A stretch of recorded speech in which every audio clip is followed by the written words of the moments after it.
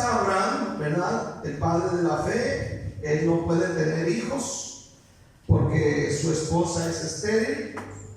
Y cuando Sara da luz a Isaac.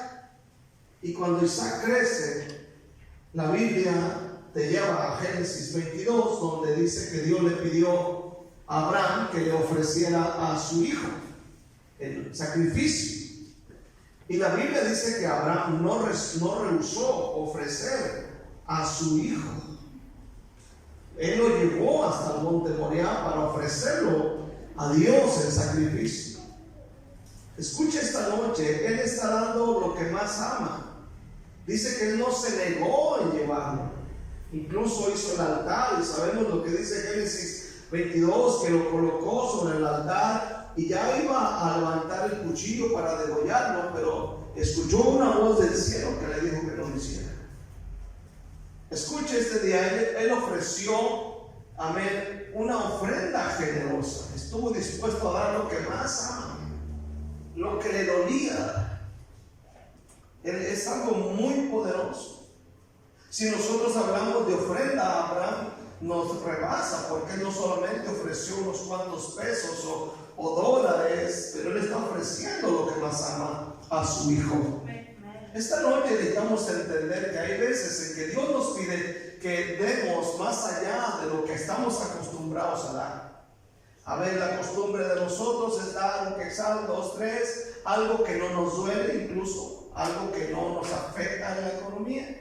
Pero en esta noche Dios nos está retando a dar algo más que simplemente los quetzalitos, sino dar algo más, porque se va a requerir. Si vamos a movernos de este edificio, necesitamos, hermano, amén, finanzas.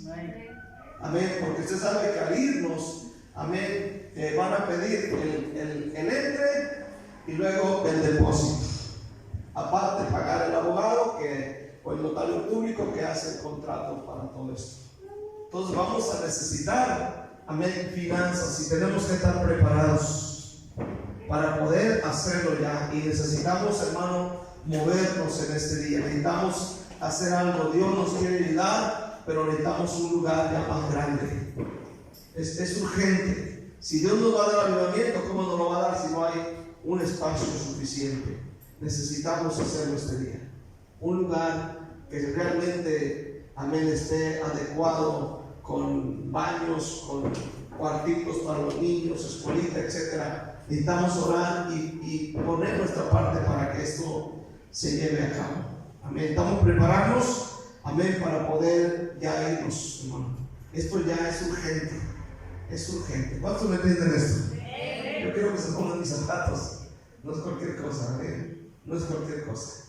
El nuevo dueño, él compró y pues es el nuevo dueño, y él no le interesa, él quiere su dinero y él va a construir aquí, entonces no puedes hacer nada. Amén. Entonces necesitamos, amén, ya buscar. De hecho, ya empezamos a buscar, ya empezamos. Amén. Pero hay lugares que sí, hay lugares que no, y necesitamos un lugar correcto que sea para la iglesia. ¿Cuántos me entienden esta noche? Vamos a orar, vamos a depositar lo mejor para Dios. Apocalipsis capítulo 3. Amén. El libro de Apocalipsis capítulo 3.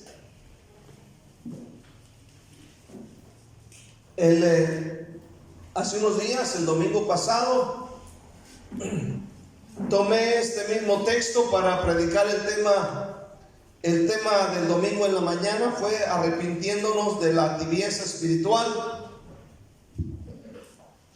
Hoy quiero predicar otra vez sobre Apocalipsis 3, versículo 14 al 16. Pero en esta ocasión quiero tomar el tema que se llama características de la tibieza. Características de la tibieza. Como sabemos nosotros, hermano, esta escritura va dirigida a la iglesia de Laodicea, en Asia Menor. La iglesia de Laodicea fue llamada la iglesia tibia,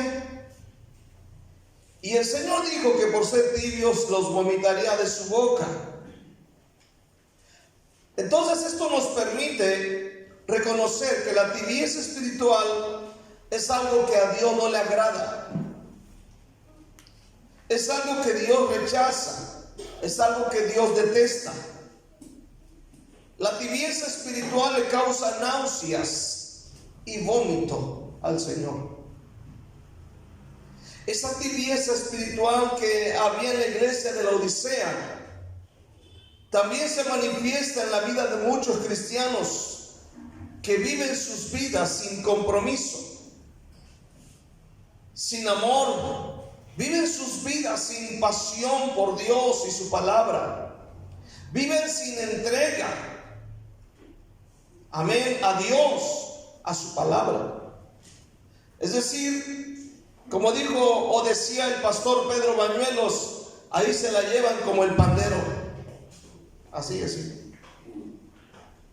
Quiero leer el versículo 14 otra vez. Amén. Dice la palabra de Dios: y escribe al ángel de la iglesia en la Odisea: he aquí el amén, el testigo fiel y verdadero, el principio de la creación de Dios, dice esto: yo conozco tus obras, que ni eres frío ni caliente, ojalá fueses frío o caliente, pero por cuanto eres tibio y no frío ni caliente, te vomitaré de mi boca. Yo quiero que oremos esta noche. Levanta tu voz pidiéndole a Dios que Él se mueva en nuestra vida. Aleluya.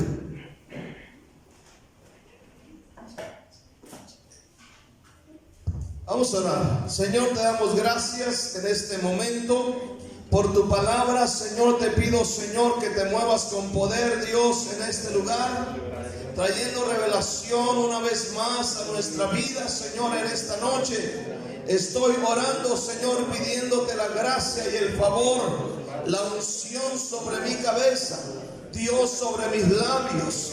Ayuda, Señor, a tu iglesia que está delante de tu presencia. Llénales de ti, Señor. Ayúdales a creer por grandes cosas en esta noche. En el nombre de Jesús, yo te doy gracias. Y la iglesia dice un fuerte amén. Amén. Gloria al Señor. Características de la tibieza. Quiero ver una de las primeras características de la tibieza. O sea, la tibieza no aparece como por arte de magia, así de la noche a la mañana. Aleluya. A través del tiempo que he estado pastoreando, he mirado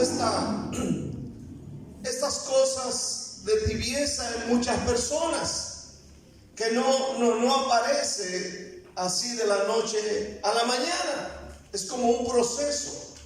Es algo como trampa del diablo. Porque si hay algo que Dios no le agrada y lo que Dios vomita es gente tibia. Aleluya. Bueno, quiero ver uno de los primeros características de tibieza. La primera es desánimo o desaliento. Es decir, son personas que toda la vida batallan con esto, con desaliento. Están luchando constantemente. El desaliento, amén, llega a la vida y no tiene ganas de orar, no tiene ganas de venir a la iglesia, sin ganas de leer la Biblia. Puede que le dé más oportunidad a cualquier otra cosa. Y escuche bien, es un proceso en la vida de la persona. La persona que empieza a caer en tibieza ya no tiene ánimo de congregarse, ya no tiene ánimo de servir, ya no tiene ánimo de desarrollar su ministerio que Dios le está dando. En el libro de Números, en el capítulo 21, quiero tomar Números 21 para introducirnos. Libro de Números, capítulo 21, versículos 4 y 5. Dice la palabra de Dios: después los israelitas partieron del monte de Hor, camino del mar Rojo, para rodear la tierra de Edom. Y se desanimó el pueblo por el camino, y habló el pueblo contra Dios y contra Moisés: ¿por qué nos hiciste subir de Egipto para que muramos en este desierto? pues no hay pan ni agua y nuestra alma tiene fastidio de este pan tan liviano. Ahora escuche este día. Esta gente de Números 21 son las personas que han salido de la cautividad de Egipto, que han estado por muchísimos años. Amén, tienen algún tiempo de andar por el desierto. Aleluya. Y la Biblia dice en esta parte, aleluya, dice la palabra de Dios, partieron del monte de Or, camino del mar Rojo, aleluya, para rodear la tierra de Edom, y se desanimó el pueblo. Aquí miramos, hermano, y se desanimó el pueblo. La pregunta es, ¿por qué se desanimó? Ve tú a saber. ¿Por qué se desanimaron? No dice la Biblia. Simplemente, amén, dice que se desanimaron. Lo tenían todo. Tenían agua, luz, comida, casa, perro, gato. ¿Cuántos dicen amén? Hasta perico llevaban. Todo tenía. No les faltaba nada. No se han enfermado. No pagan renta, no pagan luz, no pagan agua. No los están presionando. Aleluya. Escuche bien, no les falta nada. Nadie está enfermo. La Biblia dice que la ropa no se desgasta, no se hinchan los pies de caminar. Aleluya. Tienen todo, amén, para ellos. No les faltaba nada. Y aún así, dice la Biblia, se desanimaron. Así hay gente en la iglesia, se desaniman y no saben por qué. Tal vez sería porque Moisés no saludó a alguno de ellos. Tal vez sería porque el pastor no saluda a alguna persona. Hay gente que se desanima y no sabe por qué. Simplemente los oímos, hermano, estoy desanimado, ¿por qué? No sé por qué. Pero es una característica, hermano, de la tibieza, amén, del corazón. Y escuche bien en esta noche. Esto es falta de comunión con Dios. Esto es falta de tener una relación personal con Dios. Pero como ya han ido cayendo en tibieza, amén, empiezan a caer en desánimo. Ahora escuche esta noche. Esto los motivó para comenzar a hablar mal de otros, como en el caso de ellos. Versículo 5 dice la palabra de Dios: y habló el pueblo contra Dios y contra Moisés. Amén. Cuando empiezas a caer en tibieza, viene desánimo y tantas cosas, y empieza la gente a soltar la lengua. Cuando hay tibieza, ya no mira las cosas que Dios ha hecho contigo. Ellos no pueden ver los milagros, las maravillas que Dios ha hecho con ellos. Ellos simplemente ven el error, ellos simplemente ven la falta, la falla, la equivocación. Y la Biblia dice, hermano, que empezaron a hablar de Dios y de Moisés. Escuche bien, cuando hay tibieza ya no mira las cosas que Dios ha hecho contigo, sino ahora te dedicas a ver solo errores de los demás. Empiezas a criticar todo en este día.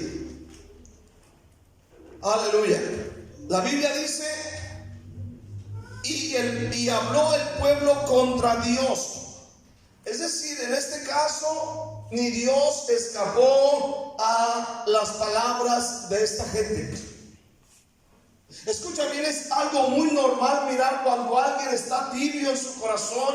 Empiezan a hablar, empiezan incluso a quejarse de Dios y a decir: es que Dios no me contestó en el momento en que yo le pedí tal y tal milagro.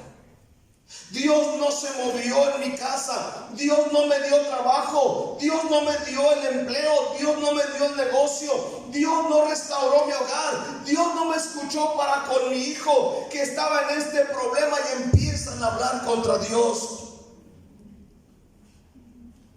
Y ahí en el mismo versículo la Biblia dice qué es lo que hablaron. Dice: ¿por qué nos hiciste salir de Egipto para que muramos en este desierto? Pues no hay pan ni agua, y nuestra alma tiene fastidio de este pan tan liviano. Qué tremenda la gente. La segunda característica, hermano, es que la gente cae en conformismo. La segunda característica de alguien que empieza a ponerse tibio, cae en conformismo. Aleluya. Son cristianos que viven de sus victorias pasadas. Son personas que empiezan a ver hacia atrás, se conforman con lo de atrás. Yo he hablado con varios cristianos, aleluya, cuando les hablo de Dios, cuando ya no van a la iglesia, ellos empiezan a recordar la vida pasada, lo que hacían, cuando cantaban, cuando salían a predicar, cuando iban de colonia en colonia, de barrio en barrio, cuando venían a la oración de las mañanas. Hay una señora que me encuentro seguido por la calle y venía en el tiempo que está predicando el hermano Horacio Moreno y me dice: me acuerdo que iba a la iglesia, íbamos a orar a las 5 de la mañana. Sí, pero ¿ahora qué? ¿Ahora qué? Viven de historias o de victorias pasadas. Ya no hay cosas nuevas en ellos. Ahora escuche esta noche, es un peligro, un grave peligro esto. Segunda de Samuel capítulo 11 versículo 1. Conocemos la historia de David. Amén. El salmista, el hombre, el rey, el poderoso. Segunda de Samuel 11. Ahora, estaba yo leyendo un capítulo anterior al capítulo 11. Amén. Y estoy mirando lo que está sucediendo. Hasta el capítulo 10 suceden cosas muy tremendas. Aleluya. David tiene amigos que son de otros países, reyes. Y en esa ocasión murió uno de esos reyes y David mandó a mandar palabras de consuelo a unas personas, pero resulta que cuando llegan allá, estos reyes sirios le cortan las barbas y le cortan las ropas a los que van enviados por David, se las cortan, dice, se las cortaron hasta el nivel de las pompis. La Biblia dice nalgas, para que no esté a sentir mal. Aleluya. Amén. Entonces, hermano, escuche bien. Dice la palabra de Dios que después de esto sucede que David viene, aleluya, y empieza a pelear. En el capítulo 10, por ejemplo, versículo 17 dice: cuando fue dado aviso a David, reunió a todo Israel y pasando el Jordán vino a Elam, y los sirios se pusieron en orden de batalla contra David y pelearon contra él. Mas los sirios huyeron delante de Israel, y David mató de los sirios a la gente de 700 carros y 40,000 hombres de caballo. Y dio también a Sobac, general del ejército, quien murió allí. Viendo pues todos los reyes que ayudaban a Hadadezer como habían sido derrotados delante de Israel, hicieron paz con Israel y le sirvieron. Y de ahí en adelante los sirios temieron ayudar más a los hijos de Amón. Ahora, aquí vemos algo que sucede, ¿no?, en la vida de David. Aquí está él obteniendo guerra, victoria. Pero en el capítulo 11, versículo 1, sucede algo que él nunca olvidó. Dice la palabra: aconteció al año siguiente, en el tiempo que salen los reyes a la guerra, que David envió a Joab y con él sus siervos y a todo Israel, y destruyeron a los amonitas y sitiaron a Rabá, pero David se quedó en Jerusalén. Se quedó. Ahora, una de las responsabilidades, podríamos llamarlo, es que David sabe que tiene que ir a la guerra, tiene que ir a pelear. ¿Sí me entiende ese día? Amén. Hay enemigos. Él sabe que tiene que ir. Él sabe que tiene que ir a la guerra, tiene que salir de casa. Pero la Biblia dice que en lugar de irse a la guerra, se quedó ahí. Se quedó en casa, ¿verdad? Muchos cristianos saben que tienen que ir a la guerra. Muchos cristianos saben que tienen que salir a evangelizar, pero se quedan en Jerusalén. Amén. Saben que tienen que ir al evangelismo, o saben que tienen que venir a la iglesia, o saben que tienen que venir a la oración, y deciden quedarse recordando victorias pasadas. Tal vez en este caso de David, él ya no quiere ir. Tal vez él pensó que otros vayan, porque la Biblia dice, hermano, que él envió a Joab con él y con él sus siervos y todo Israel. Y realmente destruyeron. La Biblia dice que los hombres de David ganaron la batalla, ganaron tremendas, pelearon allí. Pero David se quedó. Amén. Él tenía que ir, pero tal vez dijo que otros vayan. Tal vez dijo, estoy cansado. Tal vez dijo, me quedo a ver el panorama desde aquí del terrado. Aquí para abajo se ve bien bonito. Qué bonito para el aire. Y al estar viendo el panorama que se le atraviesa Betsabé bañándose. Hay gente que en lugar de estar en la batalla, se quedan viendo el panorama en su celular, ¿cierto o no? Y se quedan viendo el panorama, viendo ellos un documental evangélico para la gloria de mi Padre. Se quedan ahí viendo el panorama. No, es que tengo que estar bien documentado, vieja, no voy. Mira, los hermanos están allá. Digo que iba a haber evangelismo allá en el triángulo, no de las Bermudas, sino de aquí. Ahí va a haber evangelismo. Luego digo que va a haber evangelismo allá. Hermano, no siente nada cuando escucha que estamos evangelizando y usted está en la casa. No siente nada cuando oye que estamos orando y usted está en casa. En lugar de estar en la guerra, se queda a ver el panorama. El problema, hermano, es que nunca se imaginó que iba a ver a Betsabé de lejos. De repente te aparece un WhatsApp del antiguo amigo o de la antigua amiga. Hi, how are you today?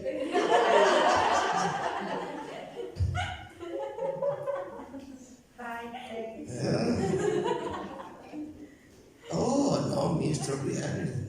Empieza a hablar hasta en inglés. No, Mr. Brian. Yo vivo en Guatemala. Comer tamales con atole. Ahora, fíjate el peligro de caer en la tibieza. El peligro del tibio es este. El siguiente paso es cometer la peor locura. Y tú piensas que no hay peligro. Sabes que el peligro aquí fue que David se quedó en su casa, dice la palabra de Dios. Amén. Se quedó en Jerusalén. Y sucedió un día al caer la tarde que se levantó David de su lecho y paseaba sobre el terrado de la casa y vio desde el terrado a una mujer que se estaba bañando, la cual no era nada feo. Versículo 2. Sí, lo leyó, ¿verdad? Ahora, el siguiente paso es la peor locura, es adulterio, es fornicación. ¿Cuántos me están oyendo este día? Porque ese es el peligro. Ese es el peligro. Y Dios busca la manera de que nosotros no caigamos en esa trampa. Escuche bien, Dios es grande en sabiduría. Él sabe más que nosotros. Recuerdo aquella parejita, dejan de ir al evangelismo. Recuerdo aquella parejita que andaban ahí queriendo quedar bien entre uno y otro. Aleluya, dejan de orar, dejan de congregarse, empiezan a caer y a los días caen en fornicación. Otra mujer decía, me duele la cabeza, hoy no voy a la iglesia, me duele la cabeza, hoy no voy. Dejó de congregarse y sus sucedió exactamente lo que está pasando con David. De repente le llegó un WhatsApp. Y esto daña familias, daña hogares, daña tanta gente. Hermanos, tenemos que tener cuidado con la tibieza. Si estamos cayendo en tibieza, necesitamos reconocer y decir: Padre, perdóname, no quiero caer en esto porque puedo dañar mi vida, mi relación, mi familia, mis hijos. ¿Cuánta gente no ha caído por quedarse? Por esto. Por esto. Usted dice: hermano, yo estoy bien feo. Aunque esté bien feo, ¿cómo le llega? Quiero ver terceramente, la tercera característica de alguien que está cayendo en tibieza es que, hermano, escúchame, la tercera característica, y abre tu corazón, abre conmigo, abre mi corazón, dilo fuerte: abro mi corazón y mi mente a esta palabra. Escuchen, fíjate, la tercera característica es que el tibio empieza a buscar o empieza la búsqueda de la alegría en las cosas y no en Dios. El tibio tiene otras prioridades. Escucha bien.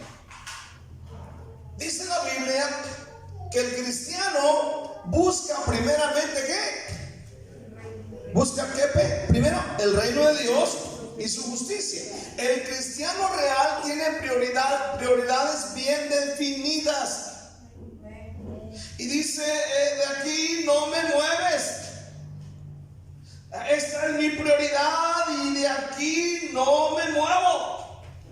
Esto es primero. Y para el cristiano es Dios. Antes de todo viene a orar, busca a Dios, lee la palabra, se congrega, amén, y después, si resulta, empieza a atender lo demás. Pero es Dios el que cobra el primer lugar. Espero que no solamente sea de boca como los viejitos de antes. Primeramente Dios. Como me dijo que hermana, nos vemos el domingo por la tarde. Primeramente Dios, pero creo que no voy a poder venir. Escuche este día.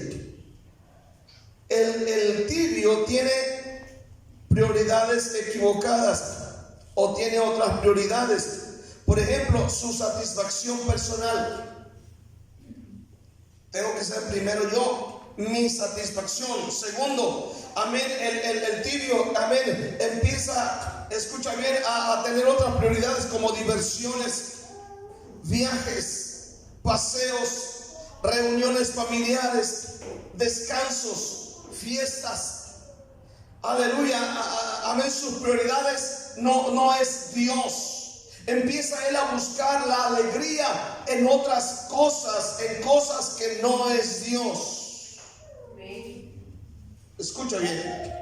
Su fuente de gozo y su fuente de alegría no es Dios. Recordemos que la Biblia muchas veces hace mención y dice: yo me alegré con los que me decían: a la casa de Jehová iremos.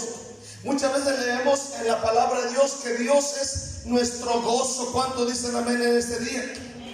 Muchas veces leemos en la palabra que Dios es nuestro gozo. Pero el tibio empieza a buscar, amén, la alegría y el gozo en cosas y no en Dios. Por ejemplo, Jeremías 2, versículo 13. Dice: 2 males ha hecho mi pueblo. Me dejaron a mí fuente de agua viva y cavaron para sí cisternas rotas que no retienen agua. Ahí lo dejamos. 2 cosas ha hecho mi pueblo, dice Jeremías. Me ha dejado a mí fuente de agua viva y cavaron para sí cisternas rotas que no retienen agua. 2 cosas. Sí saben lo que es una fuente, ¿verdad? Han ido a un lugar donde bota el agua así de la peña, así, y el agua se ve deliciosa, fresquecita, azulita, y te provoca meterte y gozar, ¿verdad? ¿Verdad que sí? Yo me acuerdo que en el pueblo donde yo vengo, en Jalisco, en la vuelta, en la parte de abajo, me acuerdo que botaba de la peña a los arroyos, hermano, un chorrotote de agua azul, fresco. A mí me acuerdo que íbamos y te ponías ahí abajo y a gusto le tragabas agua y no tenía miedo, es agua buena, no voy a decir. Aleluya.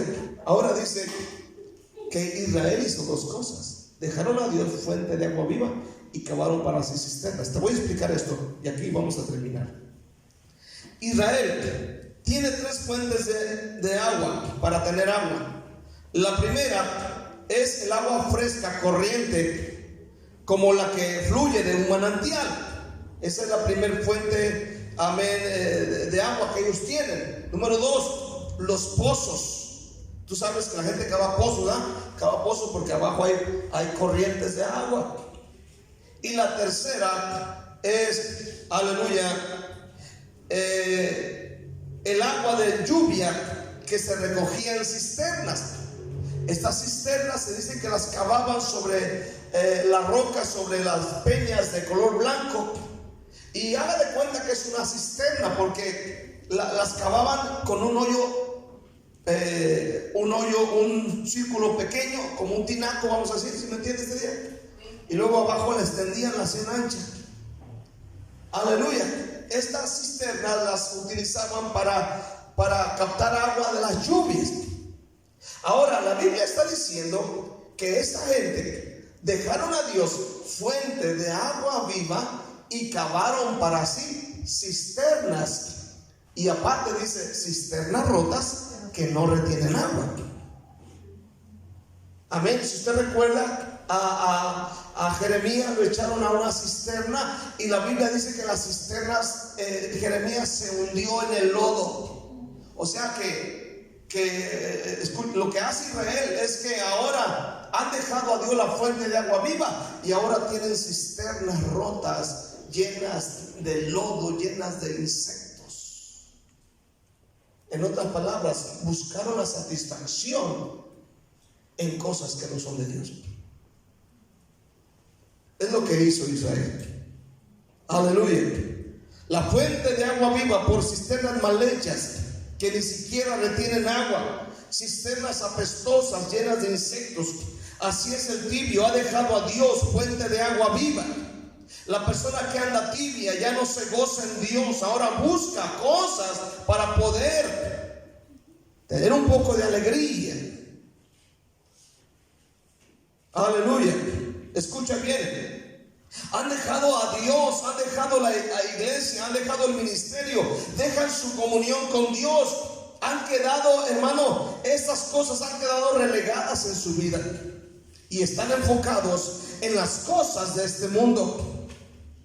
Santiago 4:4 dice: oh almas adúlteras, ¿no sabéis que la amistad del mundo es enemistad contra Dios?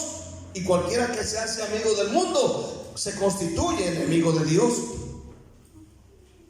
Escucha, esta noche Santiago llama almas adúlteras a las personas que han optado por la amistad con el mundo, a limitar sus formas de pensar y las actividades mundanas. No hay nada tan peligroso, para terminar esta noche, no hay nada tan peligroso para un cristiano que ser tibio. Es algo peligroso ser tibio. De verdad te lo digo este día. Por eso el Señor le dijo a la iglesia de la Odisea: más vale que seas frío o más vale que seas caliente, pero tibio te voy a vomitar de mi boca. ¿Cómo salir de la tibieza? Primero, reconoce que has reemplazado al Señor Jesucristo por otras cosas, al grado que, como la Odisea, habían echado al Señor de sus vidas. Escucha bien, una característica de un cristiano tibio es que Cristo ya no está en él. Dice que Él está ahí, pero no, sus hechos demuestran lo contrario. Porque cuando está Cristo en el corazón, tienes deseos de venir a la iglesia. ¿Puedes decir amén esta noche? Cuando Cristo está en el corazón, tienes deseos vivos de venir a la iglesia. Cuando Cristo está en el corazón, tienes vivo deseo de la oración. Cuando tienes a Cristo en tu corazón, tienes vivo deseo de evangelizar y gritarle al mundo lo que Cristo ha hecho en tu vida. Pero aquí la iglesia de la Odisea, dice la Biblia: he aquí, estoy a la puerta y llamo. Capítulo 3, versículo 20. Estoy a la puerta y llamo, dice la palabra de Dios. ¿Qué significa esto? Que Jesús ya no está dentro, está afuera. Ahorita cerré la puerta por equivocación. Yo no sabía que Henry se había salido. Y cerré la puerta y le metí los 2 cerrojos. Y de repente me empezó a tocar.